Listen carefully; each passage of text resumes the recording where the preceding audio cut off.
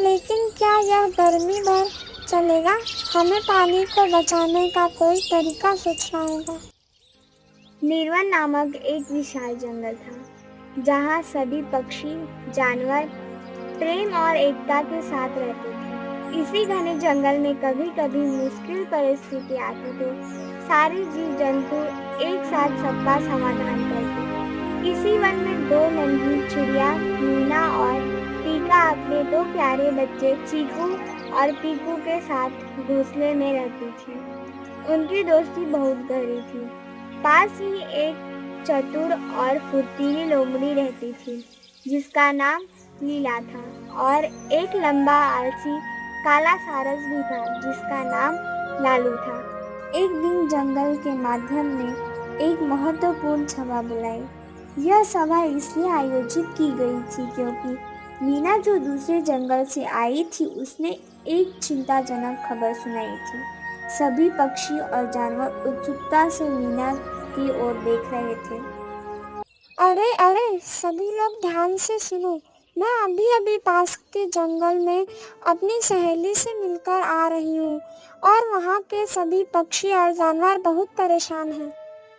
क्यों मीना, क्या हो गया? ऐसी क्या बात है जिससे सब इतना चिंतित है?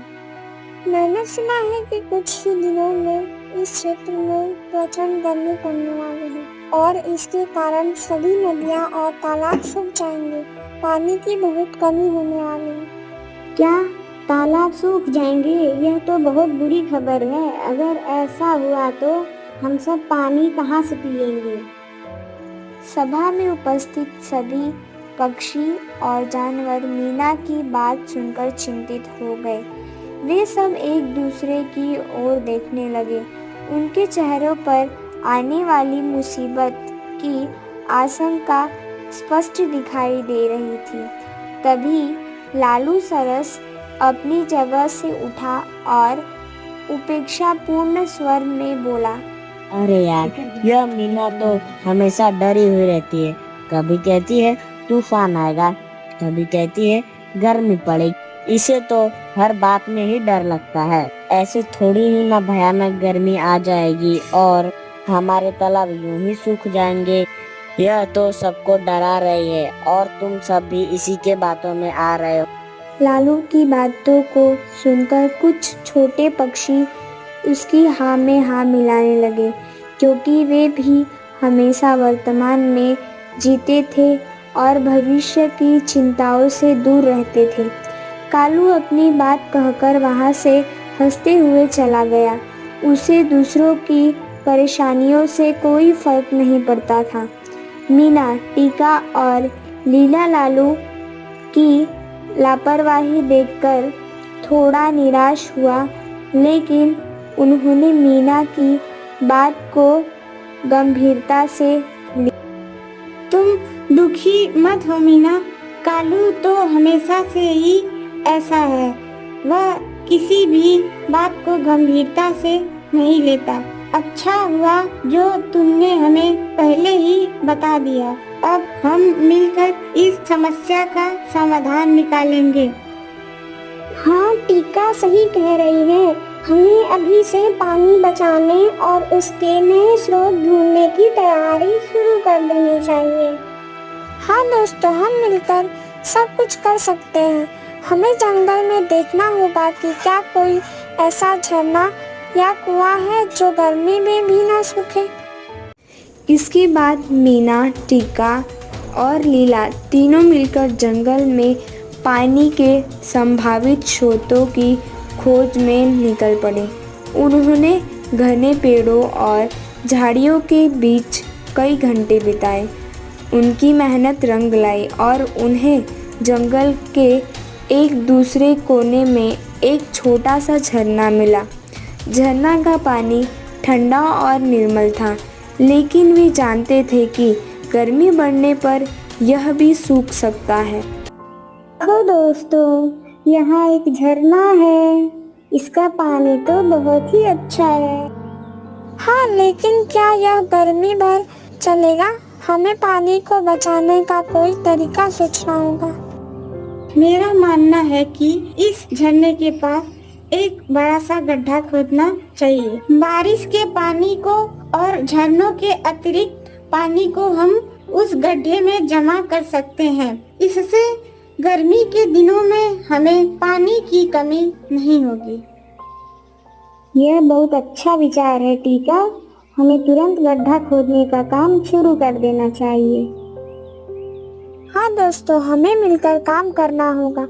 जितना जल्दी हम यह काम पूरा करेंगे उतनी ही आसानी होगी।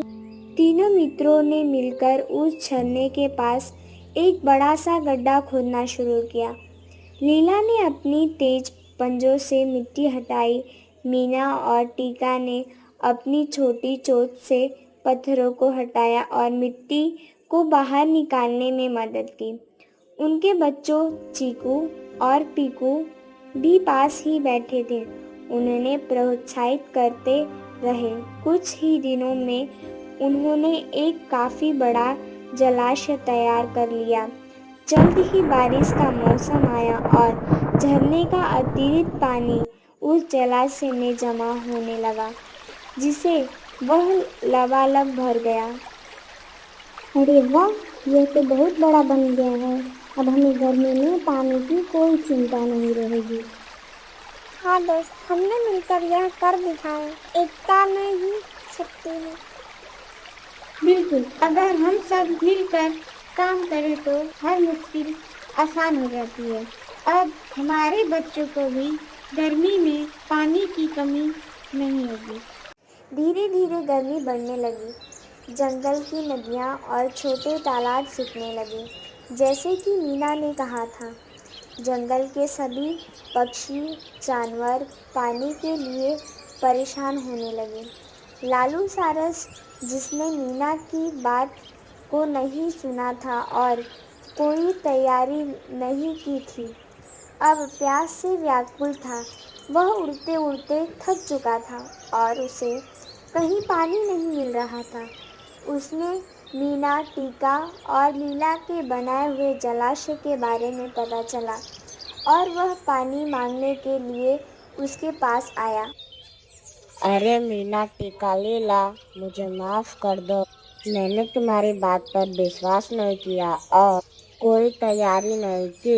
अब मैं प्यास से मर रहा हूँ। क्या तुम मुझे थोड़ा सा पानी दे सकती हो? हाँ लालू, जरूर। यह पानी हम सबके लिए है। तुम भी यहाँ से पानी पी सकते हो। लेकिन कालू, अगली बार तुम्हें दूसरों की बातों को भी ध्यान से सुनना चाहिए और भविष्य के लिए तैयार रहना चाहिए। देखो, हमारे बच्चे चीको और पीको भी इस पानी से कितना खुश हैं, क्योंकि हमने पहले भी तैयारी कर ली थी। हाँ दोस्त, यह हमने जलाशय मिलकर बनाया है और इस पर सबका अधिकार है। आओ हम सब मिलकर इसमें पानी पिए। मीना, टीका और लाली ने लालू सारस को पानी पीने दिया। लालू ने भरपेट पानी पिया और उसने अपनी गलती का एहसास हुआ। उसने भविष्य में लापरवाह न रहने का वादा किया और सभी की मदद करने की शपथ ली। इस घटना से जंगल के सभी जानवरों ने यह सीख ली कि एकता में शक्ति होती है और हमें हमेशा अपने आने वाली मुश्किलों के लिए तैयार रहना चाहिए। मीना, टीका और लीला की दोस्ती और गहरी हो गई और वे हमेशा एक दूसरे की मदद करते रहते। निर्वन में शांति और खुशहाली लौट आई।